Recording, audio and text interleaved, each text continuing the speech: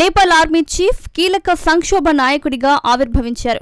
Nepal army chief general Ashok Raj Sigdel ఆర్మీలో అనేక కీలక బాధ్యతలు నిర్వర్తించారు. నిరసనకారులు చర్చలకు రావాలన్న ఆయన ఓవరాక్షన్ చేస్తే తాట తీస్తానంటూ సుతిమెత్తగా బెదిరించాడు. దేశ రాజకీయాల్లో సంక్షోభం నెలకొన్నందున ప్రజలు ప్రశాంతంగా ఉండాలని, ప్రభుత్వ, ప్రైవేట్ ఆస్తులను రక్షించాలని పిలుపునిచ్చారు. ప్రధాని కేపీ శర్మ ఓలీ రాజీనామా చేసిన కొన్ని గంటల తర్వాత ఆర్మీ చీఫ్ పరోక్షంగా దేశ అధినేత పగ్గాలు చేపట్టారు. ప్రధాని రాజీనామా చేసిన కొద్దిసేపటికే అధ్యక్షుడు రామచంద్ర పౌడెల్ కూడా రాజీనామా చేయడంతో నేపాల్లో రాజ్యాంగ సంక్షోభం తలెత్తింది. మంగళవారం నుండి అంటే 9వ తారీఖు నుంచి దేశ రక్షణ, భద్రతా కార్యకలాపాల బాధ్యతలను సైన్యం పర్యవేక్షిస్తోంది. దేశంలోని గందరగోళ పరిస్థితులను కొన్ని గ్రూపులు తమకు అనుకూలంగా మలుచుకుంటున్నాయని, అలాంటి వారి ఆటలు సాగనివ్వబోనని ఆర్మీ చీఫ్ అశోక్ రాజ్ సిగ్డెల్ స్పష్టం చేశారు. ప్రజల ఆస్తులకు నష్టం కలిగించే వారి సంగతి తేలుస్తామన్నారు. వయసు మళ్లిన వ్యక్తిగా కనిపించినా ఆయన నోటి నుంచి వస్తున్న హెచ్చరికలు ఇప్పుడు జనరల్ జెడ్ కార్యకర్తలను బెంబెలెత్తిస్తున్నాయి. దీంతో అశోక్ రాజ్ సిగ్డెల్ ఎవరన్న చర్చ మొదలైంది.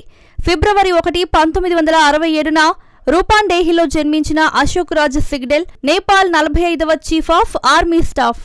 25వ బేసిక్ కోర్సులో అగ్రస్థానంలో నిలిచి army command and staff college, Nepal China national defence యూనివర్సిటీలో చదువుకున్నాడు. నాగర్కోట్, నేపాల్, భారతదేశంలో అధునాతన సైనిక కోర్సులను పూర్తి చేశాడు.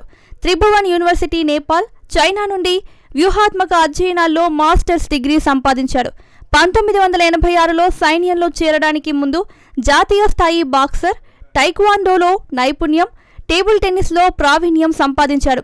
సిగ్డెల్ నేపాల్ సైన్యంలో అనేక కీలక పదవులను నిర్వహించారు.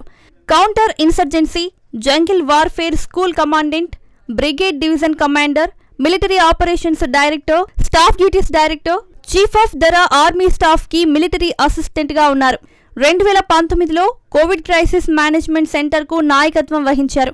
2022లో అమెరికా నేపాల్ 3వ ల్యాండ్ ఫోర్స్ చర్చల కోసం నేపాలీ ఆర్మీ ప్రతినిధి బృందానికి నాయకత్వం వహించారు.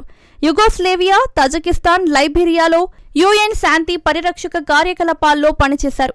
ఆర్మీలో ఆయన సేవలకు గాను సుప్రబల్ జనసేవశ్రీ 3, 2 COAS ప్రశంసా బ్యాడ్జీలు పొందారు.